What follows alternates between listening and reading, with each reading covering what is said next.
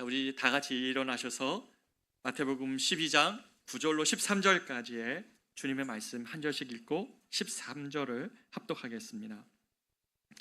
거기에서 떠나 그들의 회당에 들어가시니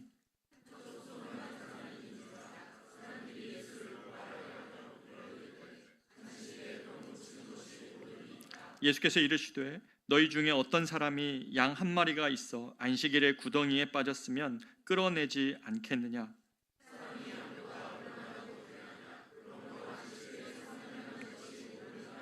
같이 있습니다. 이에 그 사람에게 이르시되 손을 내밀라 하시니 그가 내밀매 다른 손과 같이 회복되어 성하더라. 아멘. 자리에 앉겠습니다. 지난 한 주 여러분 뉴스를 계속 보신 분들은 아시겠지만 평소와 다르게 이번 한 주는 정말 이스라엘과 이란 간의 전쟁 이야기로 온 뉴스가 도배되었습니다. 하늘을 가르는 수백 개의 미사일들이 막 여염집에 막 떨어지죠. 그리고 병원에 떨어지고 막 학교에 떨어지고 막 이런 일들이 있습니다. 양쪽 다 많은 사상자를 내는 그런 장면들을 우리가 눈으로 봅니다. 무서운 것은 뭐냐면 버튼 하나로 저편 누군지도 모르는 땅에 미사일 던지면 하루아침에 저 반대편에서는 어느 가정이 비극을 경험하는 이러한 일들을 우리가 눈으로 보고 있다는 것입니다. 여러분, 인간이 만든 무기는 순식간에 수많은 사람의 생명을 앗아가는 방식으로 진화하고 있는데요, 특별히 무서운 것은 이제 비인격적 살상 무기, 그러니까 사람의 얼굴을 대하여서 살인하는 그런 것이 아니라 비인격적인 그런 무기들이 계속 발전되고 또 그렇게 개발되고 있다는 모순을 드러냅니다. 인간이 그렇게 존엄하다고 세상은 말하면서 반대 방향으로 이러한 무기들이 발전되어져 가고 있죠. 가만히 보면 이 세상은 이성적이라고 얘기하지만 이성적이지 않습니다. 인권이 중요하다고 얘기하고 인간이 존엄하다고 얘기하면서 인간이 존엄한 방향으로 문화가 형성되어져 가지 않습니다. 이권이 개입되고 전쟁 같은 상황이 되면 인간 존중은 사라지고 맙니다. 여러분, 비단 전쟁뿐입니까? 오늘날 사람은 날 때부터 인권을 가지고 있다, 천부 인권을 말하지만 지극히 모순적이게도 사람들은 학벌로, 직장이나 외모로, 소득이나 지위로 사람들의 가치를 매기는 그런 문화 속에 우리가 삽니다. 여러분, 인간이란 정말 그 존재로 값있는 존재일까요? 인간은 도대체 무엇으로 존귀하던 존재라고 말할 수 있는 것입니까? 인간의 조건이라는 책들이 여러 권이 있습니다. 특히 한나 아렌트라는 분으로부터 시작된 여러 책들을 보면 이 책 모두가 사람이 존귀한 조건이 무엇일까에 대한 질문을 합니다. 인간이 왜 다른 동물과 다르게 존귀한 존재로 대접받아야 되는가? 아니면 인간으로 대우받는 조건은 무엇인가? 라는 그런 질문에 답을 해보려는 시도들로 많이 이런 책들이 저작이 됩니다. 왜냐하면 사람을 어떻게 정의하느냐에 따라서 사람의 존엄이 달라지고 그리고 사람을 대하는 태도가 달라지기 때문일 것입니다. 저와 여러분도 예수를 믿지만 사람이 무엇인가에 대한 태도를 우리가 성경적으로 대하지 않는다면 아마 이 세상의 관점에 매우 물들어 있을 것일 수 있습니다. 이 세상이 인간을 정의하는 몇 가지 대표적 접근이 있죠. 첫 번째는 인간을 진화론적으로 봅니다. 인간은 우연한 유전적 돌연변이에 불과하고 자연 선택의 선물이라는 것입니다. 그래서 인간이 만들어내는 윤리나 도덕이나 사랑, 인권조차도 다 그냥 생존 전략으로 인간 사회를 사회답게 만들게 하기 위해서 윤리를 만들어내고 사랑을 만들어내고 정의라는 개념을 도입했을 뿐이라는 것입니다. 그래서 유발 하랄이라는 그 작가는 사피엔스라는 책에서 이렇게 말하죠. 인간의 권리는 허구다. 진화가 부여한 것은 생존 능력이지 존엄성이 아니다 라고 말합니다. 인간을 이런 관점으로 만약에 대한다면 세상이 어떻게 될까요? 이런 관점을 취하는 사람들이 있습니다. 그런 사람들은 인간을 어떻게 볼까요? 경제적이고 기계적이고 동물적인 존재일 뿐입니다. 인간의 존엄이란 원래부터 없는 허구적 개념이라는 것입니다. 이런 관점을 취하면 전쟁이 무섭지 않죠. 살인도 무섭지 않을 거고 또 우월하다고 생각하는 종족이 그렇지 않은 종족을 인종 청소하는 이런 일도 아무런 거리낌 없이 할 것입니다. 이게 무서운 사람에 대한 그런 관점입니다. 또 하나의 관점이 있습니다. 실존주의적 관점인데요. 이 관점은 이 실존주의 철학자 사르트르가 시작했던 생각인데 뭐냐면 인간은 우선 존재하고 나중에 스스로 본질을 만드는 존재들이다 라고 말합니다. 인간은 어떤 정해진 목적이나 설계 없이 인간 스스로 살아가면서 우선 존재는 하는데 존재의 의미는 모르겠고 내가 왜 존재하는지는 주어진 것이 아니라 살면서 그 의미를 발견하고 찾아가야 된다고 말합니다. 그런데 이 생각의 문제는 뭡니까? 존재의 이유를 내가 알 수 없기 때문에 내가 존재의 이유를 찾지 못하면 삶이 너무 허무한 겁니다. 여러분 가끔가다 그런 생각이 몰려올 때 있지 않습니까? 나는 왜 존재하는가? 나는 왜 이렇게 힘겨운 씨름을 해야 되는 것인가? 남들은 되게 편한 것 같은데 나는 왜 이렇게 삶 자체가 힘겹고 씨름을 하면서 내 삶의 존재 이유를 찾아가야 되는가? 세상이 지금 그런 관점을 사람들에게 심어줍니다. 이런 생각은 종종 공허함을 낳습니다. 무엇이 내 존재 이유를 보장해 줄 수 있는가 사회가 답해 줄 수 없기 때문에 그렇습니다. 그래서 쾌락에 어떤 인간의 의미가 있을까 싶어서 거기에 흠뻑 젖어 보지만 거기에서 인간의 존재의 의미를 찾지 못하죠. 한때는 맛있는 음식, 맛집 탐구를 잘하는 사람들이 의미 있게 잘 사는 것 같았지만 많이 먹으면 살만 찝니다. 네. 가장 높은 명예를 취하면 됩니까? 그 명예라는 것이 얼마나 허무하게 상황과 조건이 바뀌면 그 자리를 물러날 수밖에 없는 그런 일들이 얼마나 많이 있습니까? 스스로 존재 이유를 발견해가라. 일단 던져졌으니 왜 던져졌는지, 누가 던져졌는지, 삶의 의미가 무엇인지 하나도 가르쳐주지 않고 네가 네 스스로 네가 왜 존재해야 되는지 네가 답을 찾아야 돼. 네가 그것을 돈의 가치를 두든지 물질의 무슨 영향력의 가치를 두든지 쾌락의 가치를 두든지 해서 삶의 의미를 찾으라는 것입니다. 그런 것이 이 세상의 관점입니다. 하지만 너무 많은 사람들이 자신의 의미를 발견했다고 얘기했던 그 한 가지가 무너지면 더 깊이 좌절하고 마는 것이 이 세상입니다. 이런 세상의 인간에 대한 설명은 결국 인간이란 의미 없이 우주 속에 던져진 고독한 존재여서 부조리한 인생을 계속 살아내야 되는 힘겹고 고달픈 인생이라고 가르쳐주는 것과 다름이 없는 것이죠. 여러분 밖에 나가면 우리는 이런 얘기를 계속 듣는 겁니다.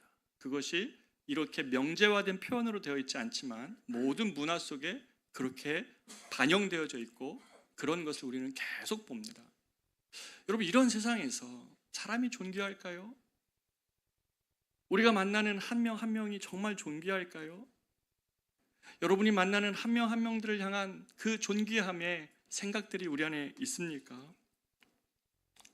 이런 세상에 정말 핵폭탄처럼 주님이 던져진 메시지가 뭡니까? 하나님이 사람을 참으로 사랑하신다는 말씀입니다. 오늘 본문에서 우리는 예수님께서 안식일에 유대인의 회당에 들어가신 이야기가 나옵니다. 거기에 유대인의 회당에 예수님 들어가시니까 한 손 마른 사람이 그 예배에 함께 했습니다. 그가 무슨 병에 걸렸는지 얼마나 한 손이 문제가 있었는지는 모르지만 손 마른 사람이라는 비유에서 그가 그 공동체 안에서 정상적으로 대해지지 않은 사람이라고 볼 수 있습니다. 그런데 바리새인들은 이 예수님께서 이 안식일에 예수님이 이 손 마른 사람을 치료하신다면 이 예수님을 고발하고자 의도적으로 예수님에게 묻는 것입니다. 예수님, 안식일에 병 고치는 것이 옳습니까? 라고 묻습니다. 여러분 이 질문에 예수님께서는 그런데 주저함 없이 답하십니다. 11절 12절 예수께서 이르시되 너희 중에 어떤 사람이 양 한 마리가 있는데 그 양이 안식일에 구덩이에 빠졌으면 끌어내지 않겠느냐? 사람이 양보다 얼마나 더 귀하냐? 그러므로 안식일에 선을 행하는 것이 옳으니라 라고 말씀하십니다. 옳다고 결정을 해주십니다. 여러분 안식일은 어떤 날입니까? 예배하는 날로 지켜졌습니다. 유대인들은 이 날을 하나님을 예배하고 안식일의 주인이신 하나님을 경배합니다. 예수님께서 이 땅에 오신 하나님으로서. 그런데 오늘 본문은 안식일을 다시 그들에게 해석해 줍니다. 어떤 사람이 유일하게 양이 한 마리가 있는데 그 양이 안식일에 하필 빠졌어요. 그러면 그 유일한 한 마리 양을 건지는 것이 옳다고 말씀하십니다. 그냥 내버려 두는 것이 아니라 그 끌어내는 것이 옳은 것처럼 양이 그럴진데 하나님께서 지으신 이 사람이 양보다 훨씬 더 귀하지 않으냐고, 이 안식일에 구덩이에 빠진 것 같은 이 한 사람을 치유하는 것이 더 옳다고 예수님이 해석해 주신 것입니다. 사람들이 이걸 안 믿어요. 여전히 안식일에는 아무것도 안 해야 된다고 생각하면서 이 유대인들이 그랬습니다. 이 안식일에 손 마른 사람들을 향한 그 인간의 존귀함에 대한, 그 예수님이 그 한 영혼의 손마름에 그 가련한 인생을 치료하시는 것에 대한 그 기쁨이나 은혜에 동참하는 것이 아니라 이 일로 인하여 예수님을 죽이고자 고발합니다. 바리새인들이 안식일을 규정을 지킨다는 명목 하에 인간에 대한 존엄과 사랑을 상실한 기독교로 바꾸어 버렸을 때에 예수님은 안식일에 오히려 손 마른 사람을 치유하심으로 예수님이 사람을 얼마나 존귀히 여기시는지를 보여주셨습니다. 주인이 자신에게 있는 한 마리 양을 귀하게 여긴다면 하나님께서 자신의 품에 있는 한 영혼을 그 수많은 양보다 더 비할 바 없이 귀하게 여기시는 하나님이시라고, 그 손마른 자의 영혼을 주님이 기쁘게 치료하시며 그를 회복시키는 것을 기뻐하신다고 말씀해 주시는 것입니다. 저와 여러분이 지난주까지 창세기를 묵상을 했습니다. 여러분, 창세기를 우리가 적어도 묵상을 하였다면 우리에게 달라져야 되는 것이 한 가지가 있습니다. 그것은 바로 사람에 대한 나의 태도와 자세입니다. 여러분이 정말 예수를 믿고 나서 오늘 바리새인처럼 하나님을 예배한다고는 하지만 이 손마른 한 사람이 내 옆에 있는데 이 사람이 회복되어지는 것에 눈 감을 수 있는 게 우리라고 성경은 지금 말씀하고 있는 것입니다.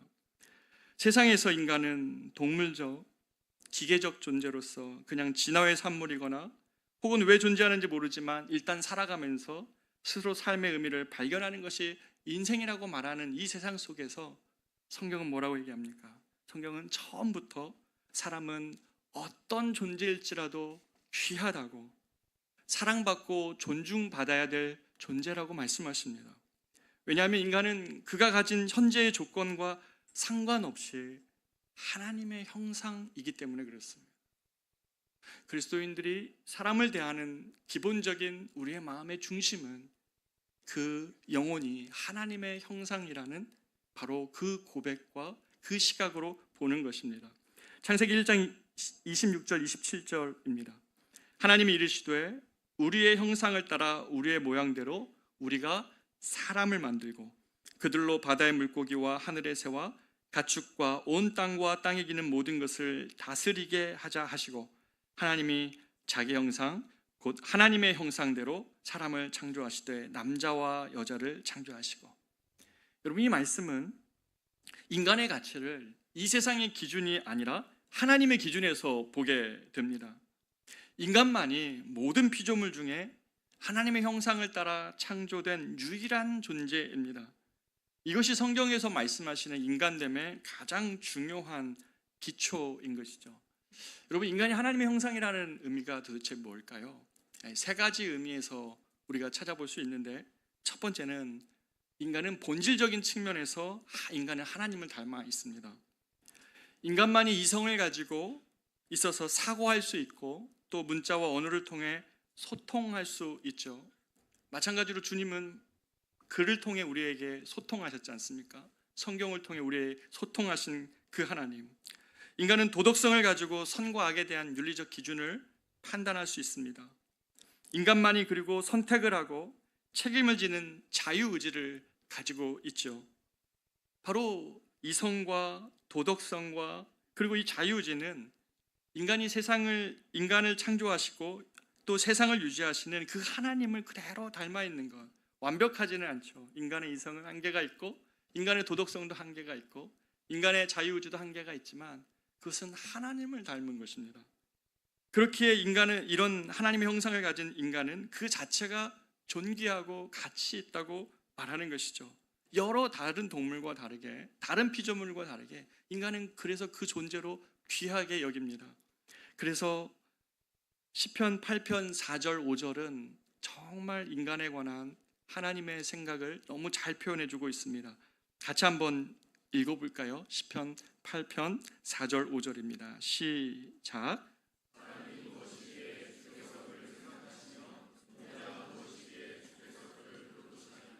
그를 하나님보다 조금 못하게 하시고 영화와 존귀로 관을 씌우셨나이다. 아멘. 사람이 무엇이간데 주께서 그를 생각하시며 인자가 무엇이간데 주께서 그를 돌보시나이까. 사람을 향한 주님의 마음이 드러나 있지 않습니까? 사람이 무엇이간데 하나님의 생각에 사람이 들어가 있고, 하나님이 그 인자가 무엇이간데 주께서 그를 돌보십니까? 그를 하나님보다 조금 못하게 하시며 영화와 존귀로 관을 씌우셨나이다. 여러분, 이 말씀이 아까 말씀드렸던 세상의 인간을 향한 지금의 생각과 얼마나 날카롭게 대조가 됩니까? 인간을 하나님보다 조금 못하게 하시며 영화와 존귀로 관을 씌운 존재가 인간이라고, 한 사람 한 사람은 그런 존재라고 성경은 말씀하고 있는 것입니다. 하나님이 창조하신 모든 사람은 이처럼 그 자체로 영화롭고 존귀로 관을 씌운 존재들입니다. 하나님께서 그 사람을 생각하시고 돌보는 대상이라는 것입니다. 하나님의 형상이란 두 번째 의미는 인간은 관계적 측면에서 하나님을 닮았다는 것입니다. 하나님은 삼위의 하나님이시죠. 성부, 성자, 성령의 하나님이십니다. 이 하나님이 삼위로 존재하신다는 것은 서로 사랑하고 서로 존귀 여기시며 서로 동역하시는 가운데 온전히 한 분이라는 삼위일체의 관계적 측면이 있는 것입니다. 인간이 존귀한 이유는 이 하나님의 이 관계적 사랑을 닮아가지고 하나님과 관계하며 하나님과의 관계 속에서 기쁨을 누릴 수 있는 유일한 존재가 피조물 중에 딱 인간만이 그것이 가능합니다. 인격적으로 하나님을 사랑할 수 있고요, 하나님과 동행할 수 있고 하나님과 교제할 수 있는 능력은 사람에게밖에 없습니다. 이런 관계적인 특성을 주님이 만들어 놓으셨죠. 그냥 많은 피조물 중에 배경으로 두신 것이 아니라 많은 피조물 중에 그 누구라도 하나님의 사랑을 알면 그 하나님과 교제할 수 있고 사랑할 수 있고 그 하나님과 사귀어 살 수 있는 존재로 만든 것이 인간입니다. 뿐만 아니라 사람은 하나님만 사귀어 사는 것이 아니라 서로와의 관계 속에서도 살도록 창조하셨습니다. 관계적 존재인 인간은 그래서 누군가를 사랑하고 또 누군가에게 사랑을 받고 있을 때의 행복감과 삶의 의미를 발견합니다. 내가 사랑하는 대상이 있을 때에, 그리고 나를 사랑해주는 누가 있을 때에 사람은 행복해지고 삶의 의미를 발견한다는 것입니다. 하버드 대학교에서 무려 76년간 연구하고 그 결론을 낸 책이 한 권이 얼마 전에 나왔죠. 그 책의 행복의 조건이 무엇인가에 대한 책이었습니다. 하버드 대학생의 276명의 아이들을 선택을 하고, 그리고 보스턴에 있는 그 가난한 빈민가에 있는 학생들, 그들 몇백 명을 선발해 가지고 76년간 무려 삶을 추적한 다음에 누가 행복했을까 조사해 보니까 경제적인 부나 사회적 성공 때문에 행복한 것이 아니라 누군가를 사랑하고 사랑받고 있는 그런 관계에서 행복한 사람들이 행복한 삶을 살더라는 것입니다. 세상도 이걸 알죠. 아무리 큰 성공을 하더라도 우리가 관계적으로 고립되면 고독과 단절감으로 사람은 불행할 수밖에 없는 존재들이라는 것을 세상도 알고 우리는 경험하고 있는 것입니다. 그렇기 때문에 인간만이 하나님과 사람과 진실된 사랑을 나눌 수 있는 존재들이기 때문에 그 자체로 존귀한 것입니다. 하나님의 형상이란 세 번째 의미는 인간은 사명을 가진 존재라는 것입니다. 우주라는 세상에 그냥 던져져 가지고 무엇을 해야 되는지 알지 못한 채 이 부조리한 인생을 겨우 살아내야 되는 존재가 아니라, 성경은 하나님을 닮은 그런 존재로서 인간은 이 땅에 생육하고 번성할 뿐만 아니라 이 땅을 돌보고 다스리며 하나님의 대리 통치자로서 세상을 섬기는 책무를 가진 소명의 사람들이라는 것입니다. 특별히 인간의 타락으로 말미암아 무너져버린 이 하나님의 창조 세계의 회복을 위해 주님이 그 일을 위해 헌신하고 계시기 때문에 우리도 하나님과 함께 그 일을 하도록 부름받은 자들입니다. 어떤 청소 노동자가 이렇게 고백했다고 이야기하죠. 새벽에 아무도 일어나지 않는 그 시간에 길을 쓸면서 이분이 이렇게 얘기했다는 겁니다. 나는 그냥 일하는 것이 아니라 오늘 하나님이 창조하신 세상의 한 부분을 쓸고 있다. 이렇게 하면 누군가는 깨끗이 청소된 길을 보며 기분 좋게 하루를 시작할 수 있지 않겠는가. 자기 삶이 하나님과 연결되어진 의미를 발견하였을 때에 그 마음에 너무나 기쁜 겁니다.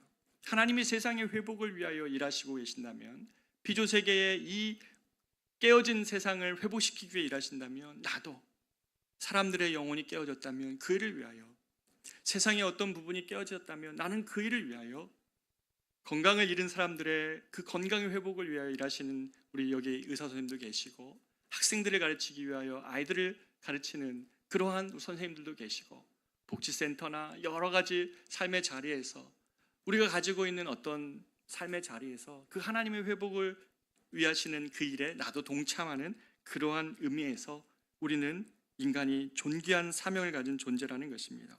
작은 삶이라 할지라도 주님을 섬기듯이 그 일을 하면 그는 하나님을 섬기는 것이라고 성경은 말씀하고 계십니다. 그러나 성경은 또 하나의 생각을 우리에게 말씀하십니다. 성경은 사람이 범죄함으로 그러나 하나님의 형상이 깨져 있다고 말합니다. 로마서 3장 23절에 보면 모든 사람이 죄를 범하였음에 어떻게 해요? 하나님의 영광에 이르지 못하고 있다고 말합니다. 죄가 이 땅에 들어온 다음에 인간은 하나님의 영광을 온전히 드러내는 존재로 살지 못합니다. 그래서 우리는 어떻습니까? 여전히 도덕적 판단을 하지만 그 기준이 흐려집니다. 도덕적인 기준이 자꾸 흔들리는 것이 이 세상입니다. 우리는 여전히 관계를 맺고 있지만 그러나 그 관계 속에 갈등과 상처를 계속 만들어냅니다. 우리는 여전히 세상을 다스리지만 그러나 오히려 파괴하고 착취하는 그런 모습으로 이 다스림이 드러나죠.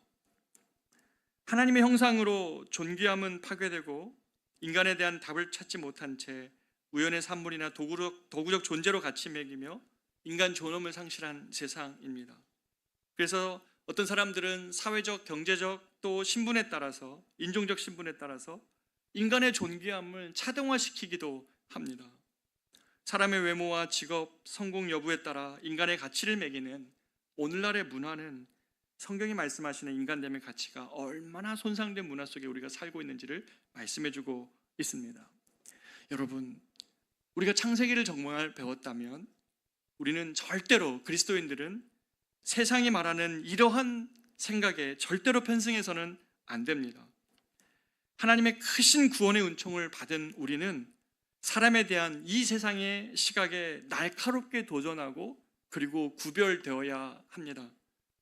예수님께서 이 땅에 오신 것은 사람 안에 이 깨어진 하나님의 형상을 온전히 회복시키기 위하여 이 땅에 오셨습니다. 에베소서 4장 24절에 보면 하나님을 따라 의와 진리의 거룩함으로 지으심을 받은 새 사람을 입으라 라고 말씀하시면서 하나님 우리를 구원하시되 거기에 목적이 있는데 그것은 성도가 이 하나님의 형상을 회복해가는 삶을 사는 것, 무너지고 깨어져 있던 내 안에 하나님을 닮아가고 예수 그리스도를 닮아가면서 이제는 바르게 판단하고 바르게 사랑하고 바르게 섬기는 이러한 일들을 감당하는 사람으로 바꾸어가는 것이 주님이 우리 안에 예수님의 형상을 회복시키시는 모습입니다. 골로새서 1장 15절은 예수님은 보이지 않는 하나님의 형상이라고 말씀합니다. 성령은 아무 공로 없는 우리가 예수의 구원의 선물을 받고 그분을 주로 영접할 때에 이제부터 우리 안에 예수님의 형상이 회복되도록 일하신다고 말씀하십니다. 그렇게 바르게 회복되어지면 우리가 이제 바르게 판단하고 바르게 사랑하며 바르게 다스리는 존재가 되도록 하나님은 우리 안에서 그 일을 하시는 것입니다. 위대한 화가이자 조각가였던 이 미켈란젤로가 어느 날 다듬지 않은 돌을 이렇게 바라보면서 생각에 잠겨 있는데 한 지나가던 꼬마가 그 미켈란젤로에게 이야기했다는 것입니다. 무엇을 생각하고 있습니까? 무슨 일을 하려고 합니까? 라고 했더니 이 미켈란젤로가 그렇게 얘기했다고 얘기하죠. 이 다듬지 않은 조각 안에 이미 천사가 있다. 나는 그를 밖으로 끌어내어 자유롭게 하려고 해. 이렇게 얘기했다는 거예요. 하나님께서 우리 안에 오신 이유는 뭡니까? 하나님께서는 우리 안에 있는 이 하나님의 형상을 다시 세우기 위해 성령으로 우리 삶을 조각해 가시며 우리가 그리스도를 닮아가는 형상으로 그렇게 빚어져 가기를 주님이 원하신다는 것입니다. 여러분, 조금 복잡한 이야기를 했지만 우리가 이 하나님의 말씀을 믿는다면 우리가 이제 적용을 해야 되는 것이 있습니다. 우리가 이 말씀을 정말로 믿는다면 우리는 이제 모든 사람을 향한 태도가 바뀌어져야 됩니다. 이제 모든 사람을 하나님의 형상으로 대하여야 된다는 것입니다. 우리 앞에 있는 우리가 매일매일 만나는 그 사람들 한 명 한 명들은 그리스도인이라면 그들도 하나님의 형상이라고 우리가 보고 대하는 것이 필요합니다. 노숙자들, 장애인들, 또 외국인 노동자 모두 하나님의 존귀한 형상입니다. 존중과 사랑으로 대해야 되는 것입니다. 성경은 복음을 받은 공동체, 예수를 믿은 공동체가 얼마나 드라마틱하게 생각이 변했는지에 대한 이야기로 가득합니다. 특히 빌레몬서를 보면 성경에 딱 한 장으로 구성된 빌레몬서가 왜 존재할까라고 생각할 때 이 빌레몬서는 딱 한 얘기입니다. 바로 이 빌레몬의 종이었던 오네시모가 있는데 그가 주인을 떠나서 로마에서 예수를 영접을 합니다. 이 예수를 만나서 그리스도 안에서 형제가 된 이 종 오네시모를 다시 빌레몬에게 보내주면서 편지를 쓴 겁니다. 그리스도 안에서 이 종된 오네시모를 지금부터는 형제로 여기라고 하는 이러한 편지의 내용이 전부입니다. 왜 이것이 성경에 기록되어져 있을까요? 성경이 지금 얼마나 놀라운 주장을 하고 있습니까? 이 세상은 사람을 신분과 종교와 또는 신분과 어떤 경제적인 어떤 차이나 인종적인 무엇으로 대하고 있지만 성경은 우리에게 사람은 하나님의 형상으로 지음받은 존재이기에 그 자체로 존귀하다는 말씀을 하고 계시는 것입니다. 이것이 얼마나 당시에 혁명적이었을까요? 교회사에서도 보면 초대교회는 이 로마 문화에 병들어 있던 문화 속에 같이 존재했습니다. 이 로마 문화에서는 이 아이를 태어났는데 아이가 병들거나 또는 장애가 있거나 여아인 경우에 또는 부적절한 관계로 태어난 아이라면 가차없이 쓰레기에 던지는 그러한 문화가 있었습니다. 그렇기 때문에 아이들의 울음이 쓰레기 더미에서 너무너무 자주 들렸습니다. 그런데 초대교회는 이러한 아이들을 쓰레기 더미에서 건져서 생명을 보존하였고 양자 삼는 일들에 대한 기록이 많이 나옵니다. 왜 그런 기독교인들이 이런 일을 한 것입니까? 기독교인들이 이런 일을 할 수 있는 것은 그리스도의 십자가 아래 우리는 다 평평하며 모두가 하나님의 구원을 은총을 입은 동일한 존재들이라는 이 믿음, 이 놀라운 복음의 선포가 우리들을 사람을 대한 태도를 바꾸게 하기 때문에 그렇습니다. 이 세상과 복음이 얼마나 다르게 사람을 대하는 태도를 바꿉니까? 아무 공로 없이 받은 은혜 때문에 우리도 다른 사람들을 그런 사랑의 자세로 대하라고 성경은 말씀하고 계시는 것입니다. 에베소서 4장 32절은 이렇게 말씀하십니다. 서로 친절하게 하며 불쌍히 여기며 서로 용서하기를 하나님이 그리스도 안에서 너희를 용서하심과 같이 하라. 서로 친절하게 대하며 긍휼히 여기며 용서해 주는 것은 성도가 이 땅에서 주님의 은혜를 입은 자로 보여주어야 될 인간을 대하는 복음을 아는 자의 마땅한 태도라는 것입니다. 여러분, 여행 가면 한 번 보고 말 사이라고 함부로 대하면 안 됩니다. 복음 우리가 참으로 안다면 나에게 유익해서 그에게 잘해주는 것이 아니라 한 번 보고 말 존재도 하나님의 형상입니다.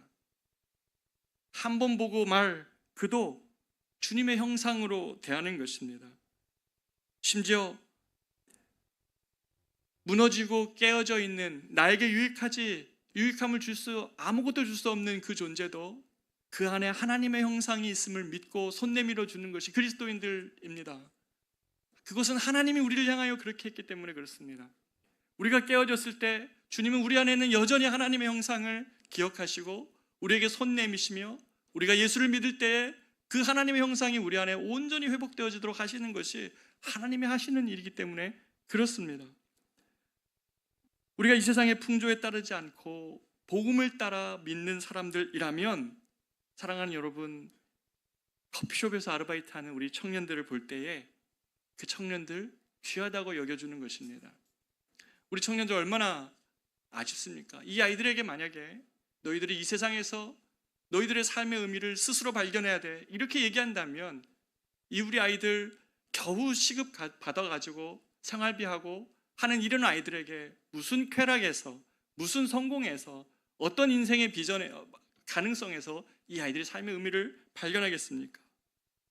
그 아이들 자체가 귀하다고 말해주고 너는 하나님의 형상이라고 말해줄 때에 이 아이들은 세상에서 한 번도 들어보지 않은 그러한 이야기를 들을 것이고 그러한 사랑을 받을 것입니다. 길에서 우연히 만나는 외국인들은 어떻습니까?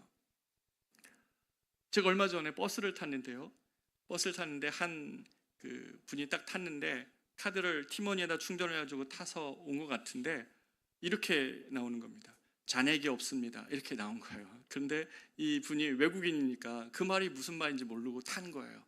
그랬더니 그 버스 운전하시는 분이 학생 왜 그냥 타냐고 뭐라고 하셨는데 못 알아듣잖아요. 그러니까 너무 당황스러워하는데 상황 가운데 이게 어려움이 이제 봉착이 된 겁니다. 이런 상황 가운데에 얼른 어떤 한 백인 여자분이 똑같은 동병상련을 느꼈는지 가서 티머니를 이렇게 찍어주더라고요. 제가 타이밍을 놓쳤습니다. 제가 하려고 했었는데. 네. 여러분, 이 땅에 와 있는 나그네들, 외국인들을 향하여 우리는 기본적으로 하나님의 형상을 따라 지음받은 존재들입니다. 얼마나 귀한 존재들입니까? 만약에 우리에게 유익하고 유용하기 때문에 그 사람이 존귀하다 그러면 우리는 완전히 세상의 생각에 물들어 있는 것입니다. 우리는 그런 생각에 수도 없이 일주일 동안 그런 문화 속에 삽니다. 그러나 그리스도인들은 그렇지 않죠. 우리 삶에서 마주치는 모든 사람들, 특별히 도움이 필요한 약자들조차 모두 주님의 형상으로 대하는 것이 구원받은 자의 마땅한 태도라고 성경은 우리에게 말씀하시는 거예요. 이것이 너무나 가히 복음이 주는 놀라운 일이어서 예수를 알고 있지만 무례하지 않은 그리스도인들을 만드는 거예요. 어떤 그리스도인들은 예수를 믿었는데 무례해요. 이것은 성경을 바로 알고 있는 것이 아닙니다. 하나님의 형상으로 존귀한 존재라는 것을 안다면 서로 친절하게 긍휼히 여기며 용서하기를 그리스도께서 우리를 하신 것 같이 한다고 말씀하시는 것입니다. 나아가 모든 사람을 하나님의 형상으로 대하였다면 여러분 자신도 존귀히 여기십시오. 우리는 예수님을 영접하기 전 옛 자아가 있습니다. 그것은 아직 우리 안에 있어서 우리는 이것을 끊임없이 부인해야 됩니다. 옛 자아의 성품들, 죄로 우리를 끌고 가려고 하는 유혹에 취약한 우리의 모습들을 하나님 앞에서 부인하고 그리스도의 새 사람을 입은 사람들께 살려고 노력해야 됩니다. 우리가 부인해야 될 이 대상은 그리스도 밖에 있었던 우리의 모습들입니다.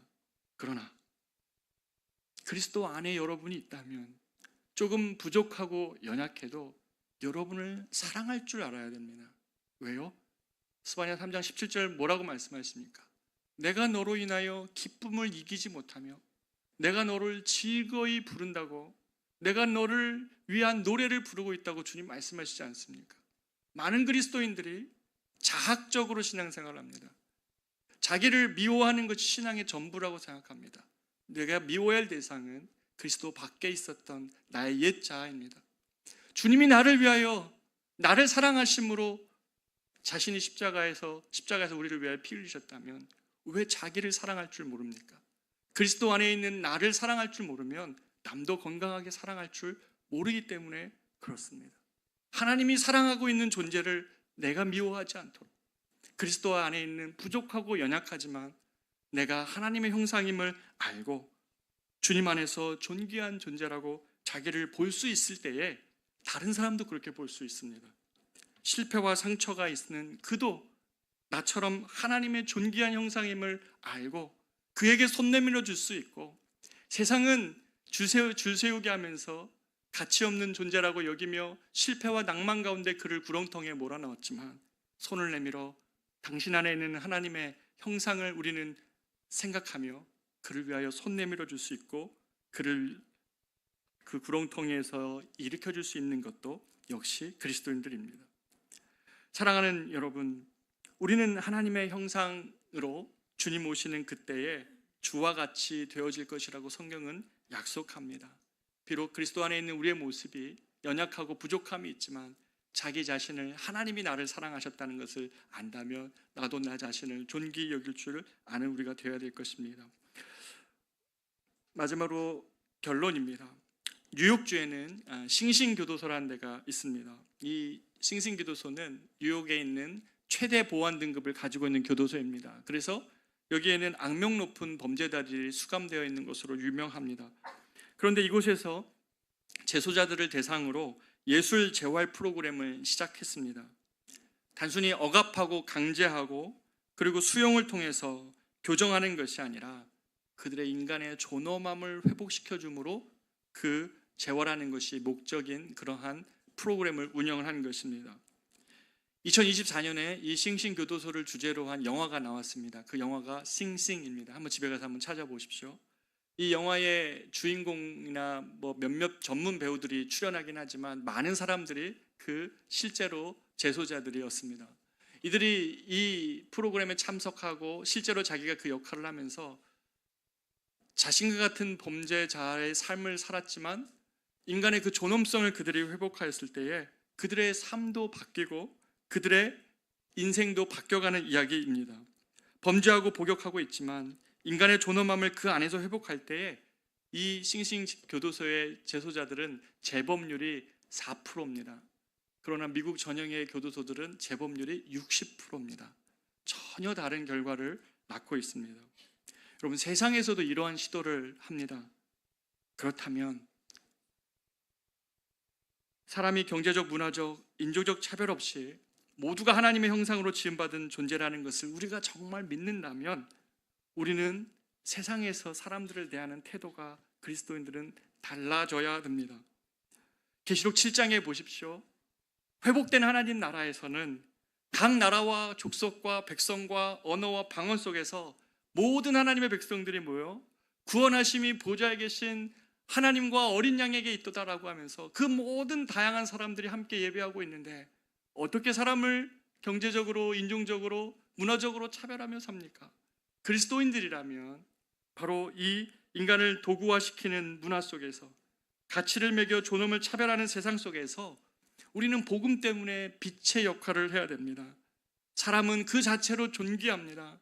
나에게 유익이 되어서가 아니라 그 사람 자체로 존귀합니다라고 얘기해주며, 그리고 그 어려움에 있는 자들 안에, 실패한 자들의 모습 안에, 심지어 죄로 인하여 무너져 있는 모습 안에서도 주님이 나를 그 가운데서 하나님의 형상으로 나를 회복시켜 주신 것처럼 당신도 그리스도 안에서 그렇게 회복되어질 수 있습니다 라고 말해주며 그들을 일으켜주는 것, 이것이 그리스도인들이죠. 사랑하는 여러분, 말씀을 마치려고 합니다. 여러분은 하나님의 형상입니까? 좌우에 계신 분에게 한번 얘기하시겠어요? 당신은 하나님의 형상입니다.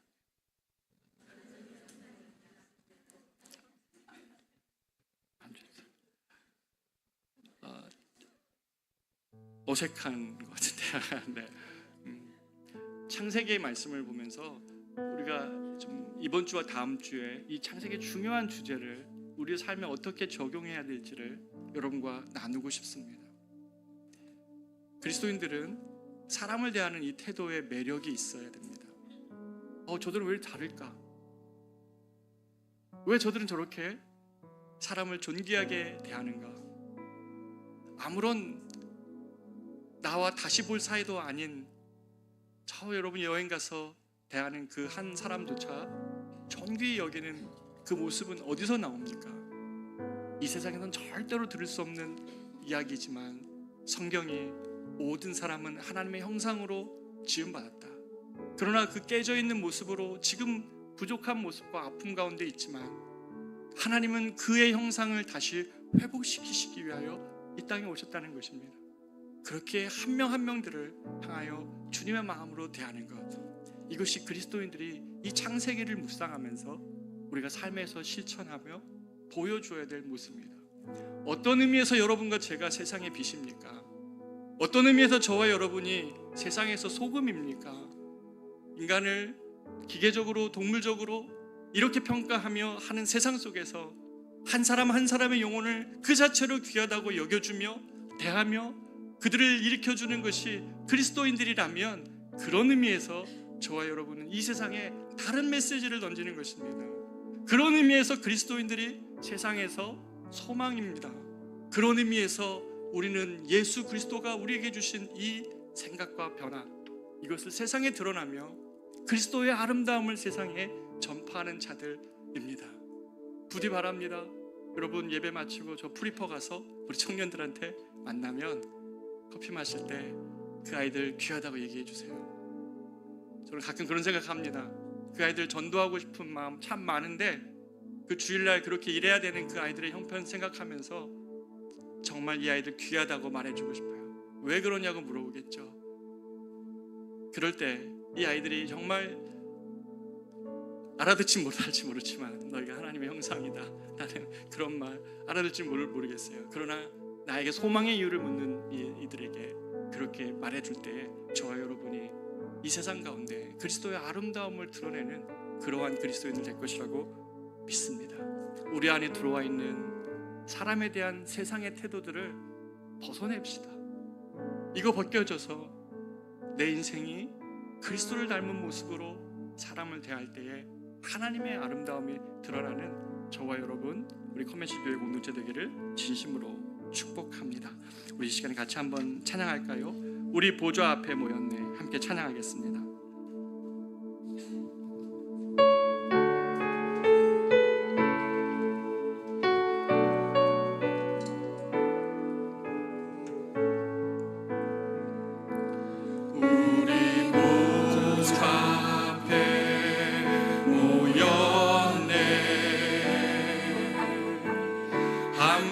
주를 찬양하며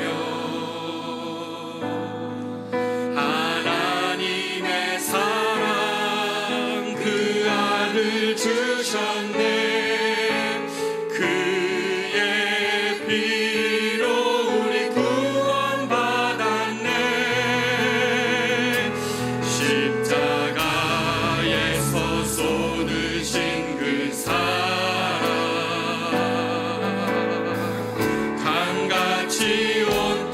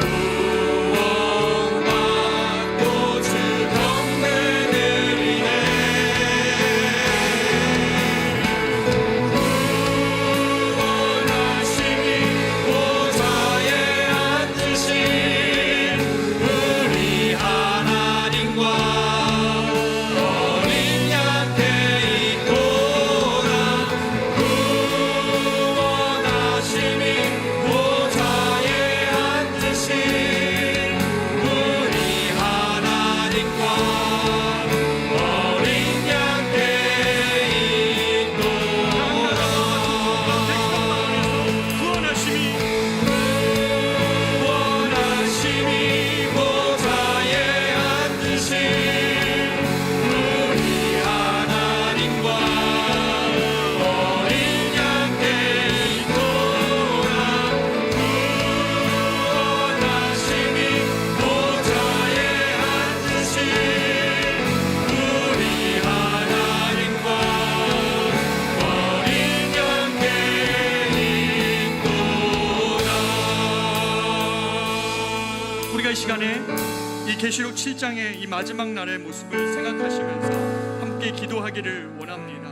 그동안 우리가 너무나 많은 이 세상의 인간에 대한 태도와 이야기와 문화 속에 있다 보니까 성경이 사람을 복음을 영접한 자들이 어떻게 대하려고 하셨던지 그 원형적인 모습을 너무나 잊고 살았습니다. 그래서 혹시 나는 무례한 그리스도인이 아니었는지, 예수님께서 나를 하나님의 형상으로 하나님 대하시며 내 안에서 그렇게 나를 회복시켜 주셨는데 나는 누군가를 그런 가능성으로 봐주지 않고 무례했다면 하나님 나의 태도를 용서하여 주십시오.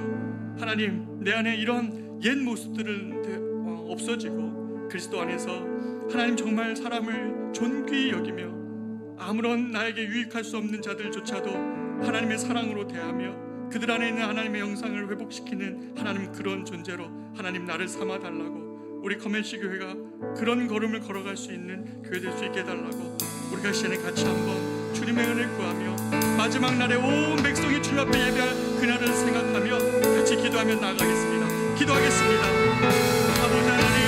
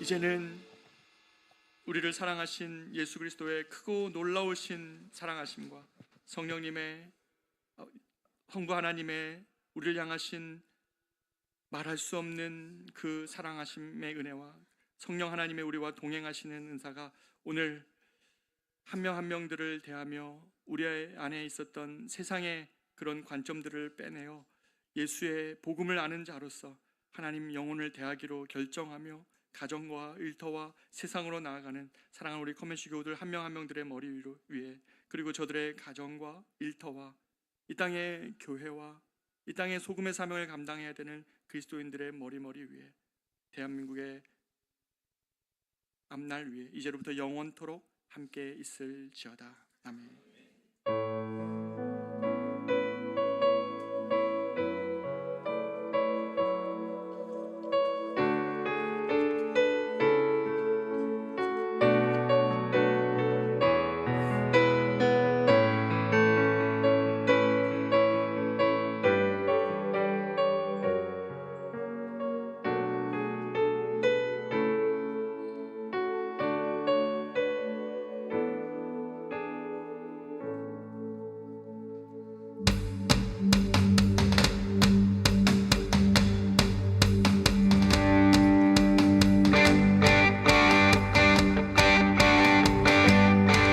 이 시간 함께 하나님을 찬양하며 나아갑니다.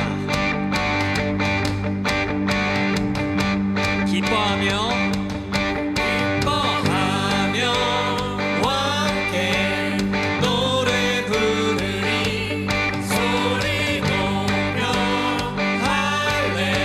할렐루야 부르리 주님 앞에 나와 찬양 드리며 우리 주님과 함께 기뻐하리라.